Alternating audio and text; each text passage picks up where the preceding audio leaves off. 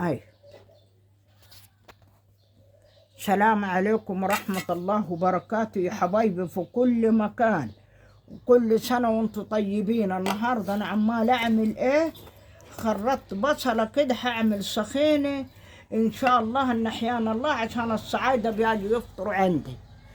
والدرك أنا خرطت البصل إن شاء الله راح أحطها على النار. أما أجهزها كده وتشوفوها، خطوها في أكياس صغنونة كده أوريها لكم. ماشي، سلام مؤقت.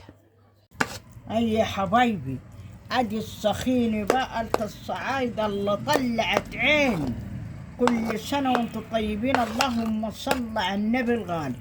أدين عملتها يا دوب منزليها من ربع ساعة عشان تبرد، عشان أحطها إيه في الكياس كده، واللهم صل على النبي الغالي.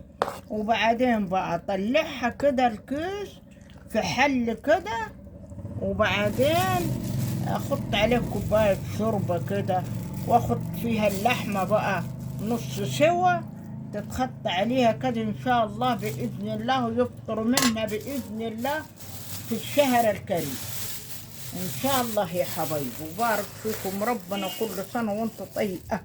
اهي زي كده، وروح عامليها كده حبايبي. اعملها كده اهو، واحطها بقى في الفريز. شوف كانت حلي مليانة، الحل الكبير الشاورما مليانة. بسم الله الرحمن الرحيم، ما هو رشت على ايه. الحمد لله يا ربي، الحمد لله. وكل سنة يا حبايبي وانتم طيبين، وسلام عليكم ورحمة الله وبركاته في كل مكان يا حبايبي. الله يبارك فيكم جميعا يا رب، وربنا يرحمنا وينصر لنا كلنا، ينصرنا وننصر